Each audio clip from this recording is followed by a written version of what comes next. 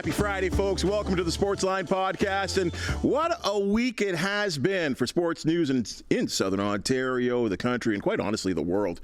As I always maintain, the Golden Horseshoe has produced high-level athletes, teams, executives, and in today's case, a TV producer who, in my opinion, is one of the brightest in the business.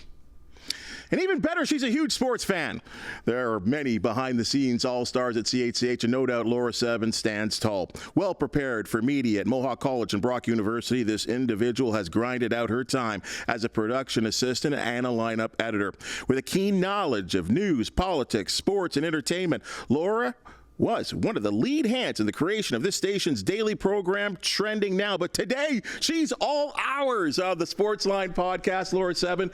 This is actually overdue. Like, I don't know what I was thinking. You know, and it's great to have people from, all over the region come in here. But we've got a bright star right here at this station. Thanks, that should have been here a long time. And now, unfortunately, or fortunately, depending on how you want to look at it, this is your last day at CHCH. It is. Yes, it's my last day at CHCH after about 6.5 years here. It's definitely bittersweet, but I had to make some decisions for myself personally, and unfortunately, leaving CHCH was one of those decisions. And it was really hard because all of our coworkers, as you know, are so amazing, and I'm going to miss you guys, obviously, every day. But yeah, I'm excited for the future. I got to ask this straight up. Like, how did you, because I think I have about 3 or 4 people that when something in the world of sports happens, I need their opinions. I want to talk to. And you're one of them. Where'd this love for sports come from? I think it came from my dad. He's always been super into sports, and I tried playing them, but I didn't love the competitive aspect. I always felt like it was way too much pressure. And so, yeah, I honestly think I was just looking for a way to like bond with my dad after like I stopped playing sports. And yeah, then I realized I was like, oh, this is actually kind of exciting. Like, I like following the sport. And it's always fun to like actually go to the games. And we're lucky enough to live in a place where we have the luxury of being close enough to go to almost every single professional sports league, a game. And so, yeah, that's kind of where it spawned from, was trying to connect with my dad and then being like, wait, these games are actually fun to attend. He must love it, though. I mean, I don't think there's a father out there that's like, yes, my daughter loves sports. You gotta love it, eh? Yeah. It's fun. We took him to the Ticats home opener for Father's Day. So, yeah, we try to get out there as often as we can. Is there a favorite? Like for him or for me? For you. The Blue Jays would be my favorite. They're, I don't know. I love to hate them, what, annoying? Yeah, I love to hate them, exactly. I mean, yeah, it's been a long, long time. I think we've all been kind of waiting for this team to win. We'll get into a little bit of that. So now, okay, so we mean, and just before, the Trending Now thing, I thought, for you, and knowing what kind of person you are, and obviously I talked about it off the top, it was a perfect fit for you. I mean, and the fact that you pitched a show that I thought was really relevant in terms of what's going on a daily basis, and it's been a huge hit.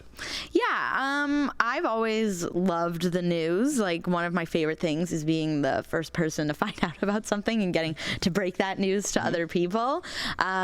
So yeah, Nicole and I were just looking for something new and fresh to do here at CHCH. We wanted to continue working here, but elevate our career here a little bit. So we came up with this idea, and yeah, like, first thing I do every morning is just hop on Twitter, Instagram, and see what's going on. So it was just kind of this natural progression of, not only is the news moving forward into like what is online, like, let's take that and run with it and see what's everybody already talking about, and then just dive right into it. I think it was really a beautiful meshing of someone like yourself, who I thought was just the perfect producer for a show like this, and the perfect host as well too. And I see you guys grinding. I mean, it's amazing what you guys have put together on a daily basis with your 2 editors, the amount of content that is in there, the widespread of content that is in there. I talked about it: entertainment, sports, politics, news. You grind it all into 30 minutes. And I guess for you, the best part about it, and it's because for sports, I say it's the never-ending soap opera that every day it's something new. I could never really do news itself hardcore because I feel like I'd get bored very simple. Every day there's a winner and loser in sports. But for your show, every day there's something that's hitting the world. Oh, yeah. Right? It's crazy. It's so, like, interesting. And sometimes Nicole and I will just laugh and be like, why is everyone talking about this today? And so, yeah, sometimes it works out that we get to cover something that we're already super passionate about and that we already follow. And then other times it's like we get to learn about this whole new world that we've never explored before. And I'm like so grateful that I get to almost kind of like educate myself every day. I love learning new things, and so training now has been great for that in terms of like getting to learn more about these like facets of life that I never like explored before. So yeah. So the obvious question is, what's next? I don't really have a plan right now. I'm gonna end my tenure at CHCH by going on vacation and little California dreaming. Yeah, getting some R&R, and then I want to take this opportunity of being away from work to kind of reinvent what I'm doing every day and try some new things. So I'm going to kind of dive into that when I get back from my trip, see what's out there, see what I can make work for me. And of course, I'll keep you guys posted. Well, we look forward to finding out exactly what you're doing next, Laura. But I think throughout it all, no matter what happens, whatever corner that you reach, whatever road you go down, you'll still be a sports fan. I will be. So you want to talk some sports? Yeah, let's do it. Let's do it. Hey, we're talking about the Blue Jays, folks. It's really becoming the most disappointing year for Blue Jays in recent memory. Like, Laura, where are you as a fan right now? I'm disappointed, I will say. Obviously, after the last two seasons, everybody kind of expected us to go into this season doing amazing, right? We all thought, okay, we just missed it the last 2 years. Our team is great, and they significantly improved last season. And then this season has just been a dud. I don't know what's going on. And obviously, you're feeling the frustrations from the players who aren't meeting their potential. Like, Vladdy just kind of started getting into the swing of things. Bo's been struggling. Springer's been struggling. So it's kind of been sad to see that, but nice to see these other players like flourish on the field. But it doesn't seem like management is like taking that seriously. Like, you have people like Schneider and Clement getting hits and being the only ones to get hits in like a 2-hit game, and then they don't get played for the next game. So it's kind of bizarre to see what's going on. I understand you want to lead with your star players, but if they aren't performing for you, then you kind of have to rejig things, and it seems like this team this year is really hesitant to do that. Yeah, change has been really, really hard for the Blue Jays. I mean, hey, George Springer, one of the all-time best leadoff hitters in Major League Baseball history, quite honestly. His numbers put it together. But for the better part of this season, he's been batting under 200. Why did it take them so long to get him out of the leadoff position? I think they lost games because of it. And it's weird. They have this strange unbalance where their hitting can be fabulous, their pitching no good. But for the most part, their pitching's been pretty good. But this team, which is what we were told to be very offensively based, they don't hit. Yeah. And I'm starting to feel bad for our pitchers because they're having to carry this team. And when we're consistently having games where we're only getting 2-3 hits, that pitching has to be absolutely perfect. Like, there's no margin for error, right? Gosman said it the other day. Yep. And yeah, I feel bad for our pitchers. It's nice to see that they can deliver because they really have been. But yeah, I don't know what's going on. I don't know what the thought process is. I don't know. We hear a lot about the Blue Jays tactics being from an analytical perspective. And I just think that over the last 3, maybe even 4 years, we've seen that this just isn't working for this group of guys that we have on this team. We were talking about it before we got into it, but last season, the second half of the season, Bo Bichette just exploded, and it kind of sounded like in all of his post-game interviews that he just stopped listening to the analytics and was paying attention to the pitches. Of course, you need those analytics in today's day and age because baseball is just on such a different level, but if it's not working, it's not working. You kind of have to have some give and take, and it doesn't really seem like they have that. What about the manager? I hate him. But it's funny, and there are people out there that are not Schneider fans, but I get a feeling here because it's been said by the general manager, it's been said by the president that everything we do is a collaborative decision. And baseball manager to me is a guy that is in the dugout watching his team on a daily basis, knows what's going on in the locker room, knows who's hurt, and that should be trusted to put together a lineup. I'm told that the Blue Jays lineup is put together not just by the manager. It's a collaborative decision. Like every other team, and really for hundreds of years in baseball, that's been the manager's decision. But I just don't like the method of what they've got there in terms of a management like lineup, or I guess if you want to put it that way. Yeah, I agree. It seems like they've Atkins and Shapiro found themselves a yes man who's just going to do what they want him to do, and it's just not working for the team. And it's something that I've said the last two postseasons. This current Blue Jays squad never seems like, pardon my French, they have a fire under their ass. They always just seem resigned to whatever happens in the game. And we've seen that a lot this season from John Schneider. You know, people try to ask him these tough questions like, how can you be okay with 2 hits a game? Or, you know, how can your players just not be hitting? And he just gives these casual answers like, well, it was a good pitcher today, or, oh, you know, the classic, the tip my hat line to the pitcher.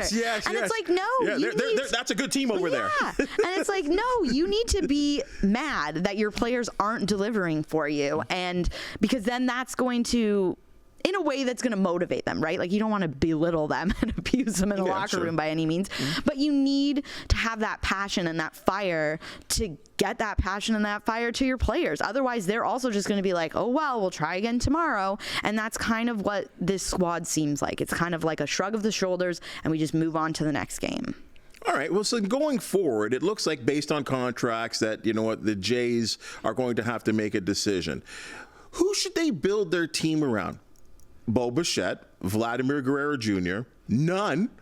Or can you find a way to pay them what they're going to be? They're going to be looking at anywhere, in my opinion, between, as their contract come up at the end of next year, $40 to $50 million a season. That's right, folks. Or do you build around both? What do you do here? The Bo Bichette lover in me says build around Bo, but yeah, I don't know.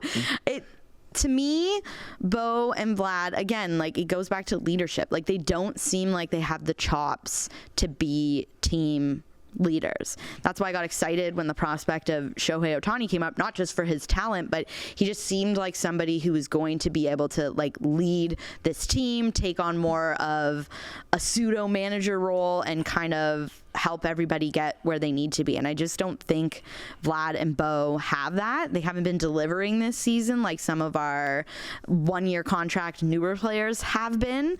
So when it comes down to it, do you risk paying them all that money and them not delivering, or do you risk them leaving and then delivering because the team that they go to understands their playing styles better? And I feel like it could go either way. So if it were up to me, I would love to keep Bo, but I just don't think that this is going to be good for the team. It sucks that we should be going into another time of rebuilding, but this team we've crafted is just not working. I think you're correct on that. I think it's come a time where real tough decisions have to be made. And here's an example. The Leafs, maybe even the Raptors more recently, they're in purgatory, right? They're like, especially the Raptors, they're kind of in this team that's in the middle that might make the playoffs, might not make the playoffs. Well, I would rather see them build towards something or spend a whole lot of money and become, or at least attempt to become, winners. I feel like the Blue Jays, to their credit, every year they try to go out and get someone. This was tough this year because you're right. They threw everything at Ohtani. It didn't get it. They didn't get him. They ended up getting Isaiah Kiner-Falefa, who I made fun of. Who's been really good. He's been really good. Maybe one of their most consistent batters, quite honestly. He's right near the 300. But yeah, it's a real dangerous place as a sports fan to have your team in the middle. Like, you're in that mushy middle, and maybe, I said, maybe getting to the playoffs. Maybe, we just missed out. We're so close. And you can spring that out, and you can stretch out over years, but eventually you get tired of it. And at some point, you have to make the decision, and I know finances of the fact that they just spent millions and billions of dollars to renew Rogers Center and make it into a real ballpark. I think there's a third sort of level of things that they're going to be doing in this next offseason. So, I mean, they need to recoup that money by having people in the building. But if your team's no good, but remember this, Laura, it wasn't all that long ago where the Baltimore Orioles were winning 70 games. It was only a couple of years ago the Yankees were an embarrassment. 2 seasons ago, the Red Sox were nowhere to be found. The Blue Jays' opportunity, remember they were talking about this window of opportunity? It's closed. Yeah. I think it's time you got to sell. Get rid of people. Yeah, I agree. And if that includes upper tier people, then get rid of them too, because we lost, who was it? Alex Anthopoulos, is that his name? Yep. We lost him, and he's doing great. He's building a great team. Yeah. And we're just sitting here twiddling our thumbs, it feels like. So. Yeah. Football now, Tiger Cats. You talked about it. You're at the home opener, which was not a sellout.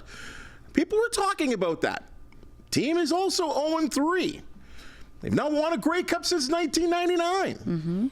Hamilton sports fan, which you are you losing faith? I mean, was there ever any? I don't know. Based on, I have to say, I'm not the most avid CFL or just football in general watcher, but I do hear my dad raging in the basement watching the games every weekend. I hear it from you guys here. I hear it from our editor, Justin, who's a mega Ticats fan. Yeah, he's bigger than I am. Yeah, everybody just seems frustrated, and I think my dad kind of summed up the Ticats experience at the home opener with that just awful loss that shouldn't have happened. They were actually playing really well, and they really, really should have won that game. But my dad kind of summed it up, and he said the Ticats always find a way to lose. I feel like that is just what I hear in your chatter in the newsroom and from him is, I feel like people are frustrated with them, you know? Like, just like the Blue Jays, people are frustrated and they're like, why do I want to go and watch them lose? You know, I find, as you know, I'm part of the Tiger Cats broadcast, and, and of course I have a partial feeling to the team, whether it be on a professional basis or a fan basis as well, too. I want to see them do well. Of course. Because, I mean, when the Ticats do well, it's good for business. It's good for business for them. It's good for business for us here at CHCH. And it's funny because I get the same question there that it gets thrown to me here, and this goes well beyond, your time, right? There's a 9-team league, and that the Tiger Cats have not won a Grey Cup since 1999. Like, even the celebration that you're talking about, the season opener, was the celebration of the 1999 team as they all came out, and there was some wonderful names. It was so nice. And it was really nice and heartwarming for the fans, especially to see that team, because that's what we remember. That's the last bit of greatness that we remember. And on the broadcast, we had Mike Morreale, a Hamilton guy, is doing some amazing things in his career right now, but at a time was a local hero, and he said on the broadcast that we are loving this moment. We are loving the admiration. We appreciate the fact that fans still know who we are, or we can see a Morreale jersey in the crowd. But he said it's time that we're not the last team to win a Grey Cup. Yeah. It's tough. It's tough. Yeah. And it sucks for the fans, because one thing I know about the Hamilton Ticats is they have one of the most passionate fan bases across the CFL. No doubt. People love that team so much, and it sucks that they've just been resigned to kind of having a under par team for the last couple of years. So same as the Blue Jays. I hope they can figure it out. I hope they can get a fire under their butts and do something, because I mean, they made it to the Grey Cup not that long ago. Yep. They did it. They just need that final nail in the coffin, but hopefully they can get there this season. Right now, 0-3 doesn't look like it, but you never know. No, it's an 18-game season. You can't count them out. They're going to get hot, too. It's going to start this weekend, right in the nation's capital. F1, which I know you love, Max Verstappen says he's going to remain focused on driving for Red Bull until the end of his contract, which will be the conclusion of the 2028 season. There are rumors that other teams are pecking and poking. Do you believe that he will stay at Red Bull? For the time being, for the foreseeable future, absolutely. There's no reason for him to leave. He's winning. The car's great. And through, one thing that people who don't follow F1 a lot need to know is Max is just like a nerd. Like, he leaves the F1 race to go race F1 tracks in like a simulator. So if he's going to keep winning in the Red Bull car and they're going to keep giving him a car that's going to win, I can't see why he would want to leave anytime soon and risk, all these F1 drivers, they're chasing those records, right? Right now, everybody's chasing Lewis Hamilton's records, and he's doing really well. He has been doing really well for the last 3 seasons. So yeah, again, I don't know why he would want to leave unless he got bored of getting first and was looking for a challenge. But here's the thing, Laura, and I think you would understand this.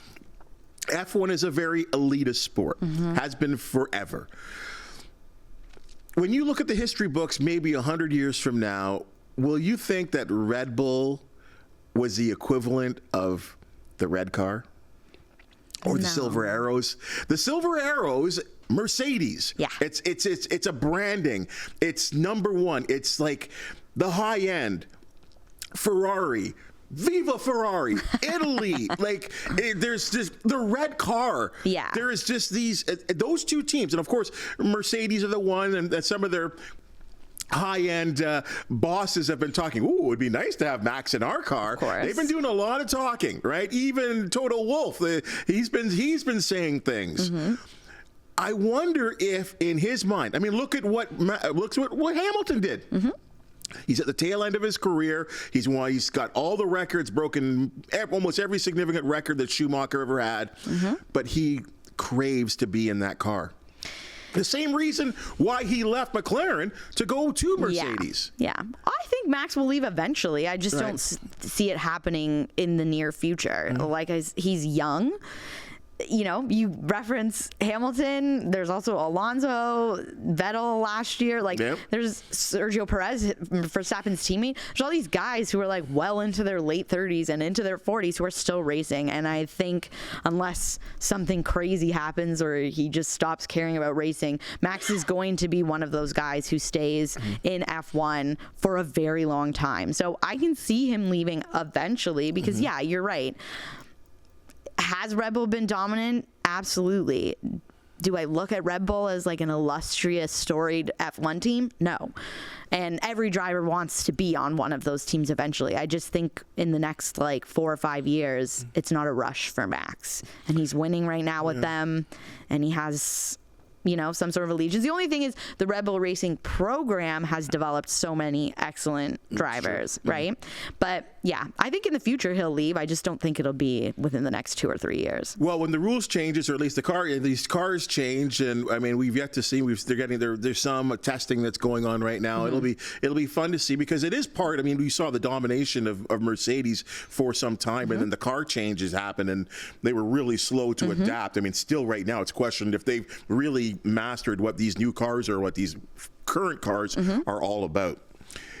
Montreal, the Canadian Grand Prix, just passed, and really an outstanding race. So much fun. Oh, yeah. But there was controversy in the paddock. On Sky Sports, F1 analyst Jacques Villeneuve, a former world champion, Canadian athlete of the year in this country, just blasted out of nowhere. They were talking about Daniel Ricciardo, a well-known racer, raced for a number of teams, and he just went off. And he basically said he's washed up. I think you're a fan of Daniel Ricciardo. Is he washed up? This is like the Bo Bichette conversation. I hate to say it, but it might be. Red Bull, before he got moved into where he is now, AlphaTauri, now RB Racing, whatever, they had said that he was doing really well and making really good lap times in the Red Bull car. We obviously know the RB Racing car is not as good as the Red Bull car, but He's only cracked the top 10 once this season. There's been 10 races. He's only cracked it once, and that was in Canada, probably because he had a little bit of something to prove. Remember what he said? To pick. So yeah, I think he put the car fifth after qualifying. Yeah. And then he got asked about the Jacques question, and he said, "Eat blank," right? Yeah. So that's been the only time he's cracked the top 10. In 10 races, he has only paced or did better in the race than Yuki 4 times. So I don't know, if you can't beat your younger teammate, he should be better than Yuki. No offense to Yuki, but he just should be, because of his experience, the previous teams he's been on. He just should be better. So if you can't claw your way into the top 10 and you can't do better than your teammate, maybe I feel like they just kept him around because his personality, everybody loves him, brings some eyes to the sport. But it's funny that you bring that up, because the Drive to Survive series has done wonders for opening up the skies for Formula One, a whole new fan base, a whole younger fan base, a North American fan base, which is a massive for the sport. And no doubt, Daniel Ricciardo, the one race that he won, drinking wine out of his shoe. the shoey. The shoey. And then Lewis Hamilton, I wouldn't drink that. That's where the toe jam is. I'll always remember that line, right? But it was, depending on what you think of his production and his results, he is a character.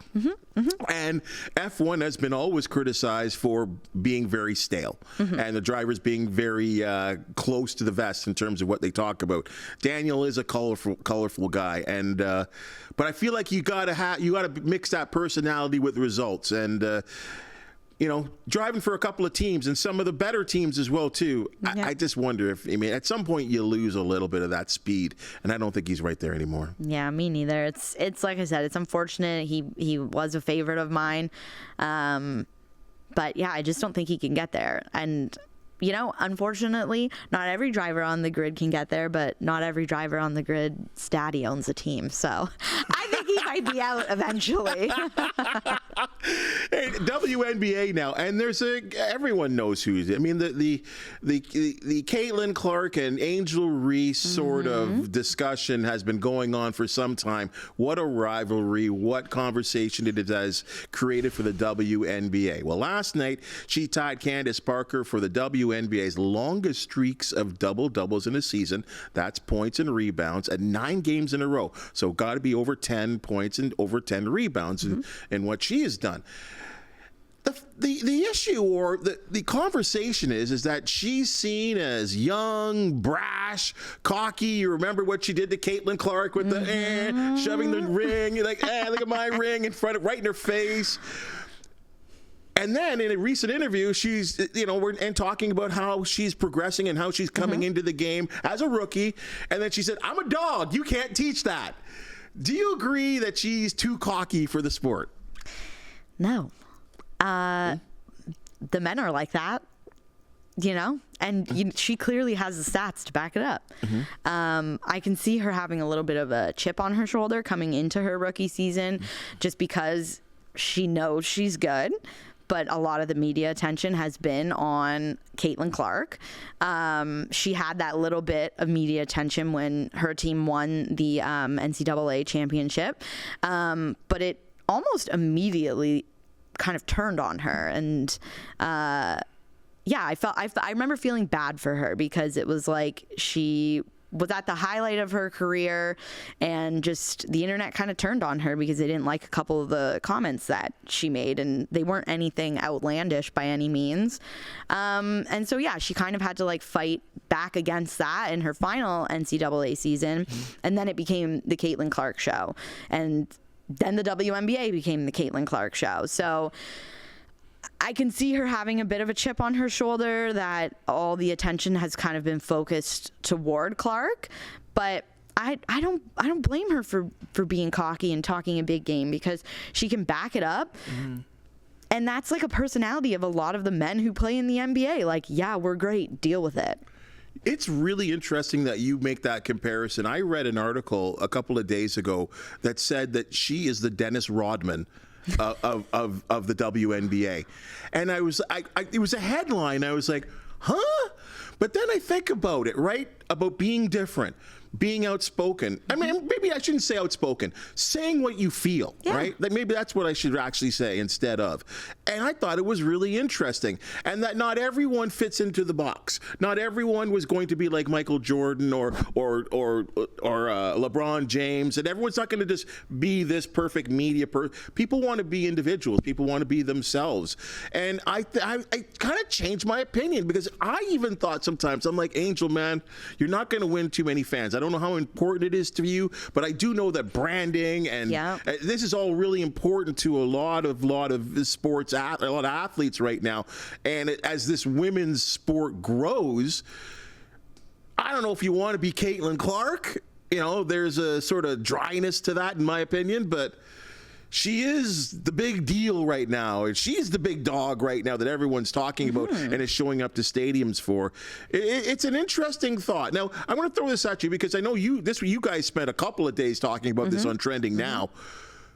There's a conversation in the United States, and I've brought this up before on this program, that there's a color issue, or, you know, a race issue, probably is what I should say, between Caitlin Clark, maybe not between directly, but there's that scrap going on right now in this league. Do you believe that to be true? I think so. I think, you know, white people still make up the majority of the population in North America. And I think Caitlin Clark was the first time in a while that white people have seen themselves in the sport of basketball, and they're latching onto that. So don't talk bad on her name. Don't hurt her in the games. Like, this is our person, right? Great white, like a great white hope kind of thing. Yeah, and really, like, if I can remember, the last time we saw that in the NBA was Steve Nash, and not even that many people latched onto him too much because he was a Canadian. So there was still that bit of like dissonance for American basketball fans. But yeah, I think that's what's happening. They're seeing themselves reflected in the sport in a big way for the first time almost in forever, and they're holding her as this little like diamond of the sport. And yeah, because like I said, referencing back to Angel Reese or even some of the other women who have already been playing this sport and who have already been building the WNBA, people saying like, you know, like they're jealous of Caitlin Clark. Yeah, maybe they are, because they've been putting in the work, they've been grinding. And not to say Caitlin Clark hasn't been. She's definitely talented. She's definitely put in the work during her high school and her college careers. But she kind of just got into this league and got to the top in terms of money, sponsorships, deals, like really fast and really easy. So I think that's what's happening is, yeah, white America is seeing themselves reflected in basketball for one of the first times. And yeah. Yeah, it's an interesting, it's sensitive. I don't know, you know, we as a society struggle with these kinds of conversations, and I think you have to talk about Absolutely. it. You know, excuse me, and that you have to talk about it, and that it's funny because we get this in men's sport, but because the WNBA is so new, still, I mean, it's been around for 25 years, but it's still relatively new to an audience, and as we are seeing women's sports become a thing now, right? Like, I mean, right here in this country, the PWHL, we've never seen hockey on a women's level like this too. And I don't know if they'll ever get to that level because the WNBA has more eyes on it and it's more nationally broadcast than the hockey sport is. But I just can't believe it's created this much discussion. I think at the end of the day, it's maybe good for the WNBA because people are talking about it. For sure. But I think it's going to be interesting to see where this sport steers itself in the very near future. All right. On X or Twitter, what do you call it? I go between X and Twitter. I try to correct myself when I say Twitter, but it doesn't always work. Yeah. All right. Reviews for last night's NHL awards show range from brutal, uncomfortable, unwatchable. Why is it that when the National Hockey League try to do something like this, they struggle? I mean, and I will compare it to the NBA awards show. Why do they struggle like this? I don't want to sound rude, but I think it comes down to the fact that hockey players are kind of boring. They're kind of boring. Like, when I think about the NBA and I think about, the personalities in the NBA, like the Russell Westbrooks and the Chris Pauls and the Kevin Durants, like, they're enthusiastic. They're eager. They really lean into the fashion side of things, and they just seem like they have more personality. Whereas with the NHL players, you really don't see them outside of the NHL season. Even like during the season, they're not attending events or they're not attending publicized events. Like, I don't know. I just feel like when I hear hockey players talk, it's a lot of like,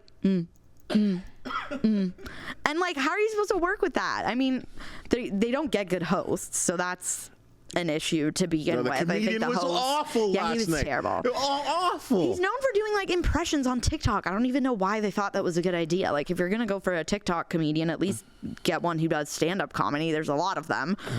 But yeah, I just, I know a lot of the topic of conversation last night was that interaction with the host and Nikita Kucherov. Oh. And everyone was like, whoa, what did you want Kucherov to do? It wasn't funny. But like, I don't know if you remember at the All-Star game, Kucherov looked like he didn't even want to be there the whole time. And every time somebody talked to him, what I just did was what he did. Like, Like, so, I don't know. I feel like hockey players just... They're getting there with like the Austin Matthews and the Mitch Marners being friends with Justin Bieber. I got to stop you there. It's funny that you bring this up, because guys like Austin Matthews, even Mitch Marner, they're trying to change, I think, or at least be individuals, right? Yeah. But they get criticized in the hockey world for doing so, Laura. Well, yeah, I mean that's part of it. It's this. I don't know. I don't want to paint hockey fans as bad, but like, hockey fans are, I feel like, historically like some of the worst fans in terms of like being open to new things and new people. So yeah, like, but I feel like. Is it Canadian? Is it a Canadian-U.S. thing, you think? No, I don't know. I just feel like it kind of goes across other sports as well, but I find because sports are predominantly, their fans are male, and sometimes men have a hard time like stepping out of the box, that when they see other people doing it, there's like this cognitive dissonance almost. Like, even in the NBA, the draft happening, there's that one guy, I do not remember his name for the life of me, and I'm so sorry, but he's big on TikTok. He's a little bit more flamboyant. He likes to paint his nails, and I saw everybody just absolutely reading him on X over the last 2 days, and I'm like, let them be different. Not every sports player has to fit into this square box of just being a macho man who wears boring clothes and doesn't talk a lot. And I feel like the NHL hasn't quite got their foot out of that box yet. And I hope players like Austin Matthews and Mitch Marner and even, Cale Makar and Trevor Zegras, I hope they can bring a little bit more life into hockey. I feel like this was one of the more fun and exciting all-star games that the NHL has had in a really long time. But yeah, I mean, but then when you have that loser Gary Bettman just squashing anything fun to do with the sport, that also doesn't help. Just can't entirely blame the players. Well, I wonder if it goes back to, and this is why I brought up the Canadian angle, right? Because, I mean, you have someone like for many, many years, like a Don Cherry, would use his platform on CBC on Coach's Corner to display players coming off the bus, going to the rink, wearing suits. And we all love suits. A guy can look real funky in a suit, but there's just not one regular cut of a suit, right? Yeah. And and nowadays there's a lot of people about your age, whatever, they're wearing suits differently. Yeah. They're not wearing socks. They're wearing thin tie. Like, they're doing all kinds of things. Prints on an actual suit. You don't see that in the National Hockey League. And guys like Don Cherry would say, we don't do that in hockey. We don't do that. Yeah. And he would be preaching, kids, this is the way you do it. This is the way you do it there, right? And I think that gets into this hockey mentality, right? And it's funny that you talk about, I'm not saying that hockey players don't go to shows and concerts and stuff, but they're not predominantly forward out there. Remember Kobe Bryant, God rest his soul, he won an Academy Award, right? Ventured out, did different things. We don't see that in hockey players. Or again, when hockey players do try it, they get squashed and they're saying, we don't do that. Yeah. That's not what we do here. Yeah, and I think it just goes to show you that there's still like an element of toxic masculinity and even misogyny in hockey still. I mean, look at what we're going through this year, a trial for 5 former NHL players in the World Juniors team in 2018. So what we saw like 2 years ago with Kyle Beach, I feel there's hockey hasn't gotten out of that toxic masculinity. And I feel, not to bring up Pride, but it is June, I feel like the quashing of Pride nights in the league is just like another way to enforce that. Did that bother you? It bothered me a lot because I just don't get it. Calling an entire group of people essentially a distraction for a sport, it just seems immature. It also, once again, just puts up this box of toxic masculinity around hockey that you're only allowed to be straight and really a lot of times white. It just seemed like a really big bummer on something that a lot of the teams were trying to grow. And, we mentioned these guys not really branching out. You had, I can't remember his name. What team? I don't even remember. It might be on the Oilers. There's just this one guy who had been working really hard with whatever team he was on, their city's LGBTQ community, and really wanted to bring it in. He's not a member himself, but he has friends, and it was just super important to him. So you had this one guy who was trying to make a difference and trying to start an initiative in the league, and then you basically just told him that him plus the people he supports are a distraction. And I just think sports are becoming global things that everybody has their eyes on, and it's just silly to not include other elements in the sport, not just from a pride point of view, but from every point of view. Well, and you're right, because the look of hockey players are changing. A lot of players come from Canada, and the demographics of Canada are changing. I don't think everyone grows up like they did in the past, and this is a bit of a generalization, that grows up wanting to be hockey players. I don't think that's you look right here in this city, right? Shea Gilgeous-Alexander grows up wanting to be a basketball player, not a hockey player. There's some changes in this country, and I think hockey should do a much better job. And it's funny because I think there are a lot of people out there that are trying, and you're right. There are a number of players, Morgan Riley being one of them. It was really important to have these Pride celebration days. And really, they were just one games. They're one-offs, right? And it got to the point that, the league put out a statement saying it's become a distraction. And I don't know, sometimes you got to fight through the distractions to get to the other side. And the league didn't seem willing to go the distance and make this important to so many people out there, whether you're gay, straight, black, white, whatever. It was really disappointing. Yeah, anyway. They seemed to just wanted to, the few players who didn't want to talk about it, they just wanted to protect them. And that's fine too. They could be that. They can be that way too. Of course. Right? Or maybe they don't have to have a stick with rainbow. They could have done it. It could have worked. Exactly. Yeah. And I think, that was a way to do it instead of just shutting it down. Just be like, okay, if you don't want to wear the stuff, don't, but come out on the ice and practice. I think that was where it kind of went a little left field, was these players just straight up being like, I'm not even going to come out onto the ice. And it's it's not that serious.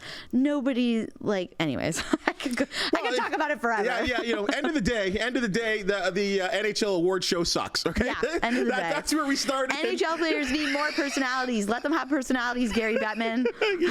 Speaking of personality, Laura, you have been quite a personality at our station, and someone that I have admired from afar and from close range as well too. We sit pretty close together. It is really It's funny when we end on a conversation like that, I'll say this too, as a guy that's 57 years old now. I look at the world and I think of the people who are going to make the world whatever it's going to be in the future, and I see you as one of those people, as a leader of a community. I don't know what you have planned for your life. I do know that whatever you do in your life, you're going to be real good at. And again, seeing your growth in my time here at the station, I don't talk to a lot of people at this station. That's for other reasons, but whatever. But it's been really awesome to watch your growth and see what you have produced. The show is a big success. It's a loss, in my opinion, at this station that you're gone, but I think it's going to be a big gain for you probably in what you do. So if I can say, and I'm glad I have this platform to say this, I'm really proud of you. Thanks, And Bubba. because I remember sometimes seeing you, a little young Laura coming in there doing her thing. And to see what you're leaving at is an amazing thing for me to see. I love good stories. I love progress, and I love when people progress as well too. So whatever you do, please let me know. Keep us up to date. It's been a wonderful experience getting to know and work with you as well too. So thank you for joining us and talking sports as well too, because that's why I love you even more. Thanks so much for having me on, Bubba. It's been honestly a pleasure getting to know you both professionally and personally. So thank you for always being in my corner and supporting me and telling us how to pronounce certain players' names. That's what I'm here for, Laura. All right. Thank you so much for joining us. Thanks, Bubba. Hey, folks, that's your Sportsline podcast for the day. And as you've just seen and heard, we love talking sports with people who have passion. If you do know of an athlete, team, or event to promote, the Sportsline podcast want you. Look us up on many of CHCH's social media platforms and we'll get you in for conversation. While you're at it, please comment because we do appreciate your feedback. It makes us better. For the talented minds and hands that do make this podcast possible, thank you so very much, and we'll see you next week.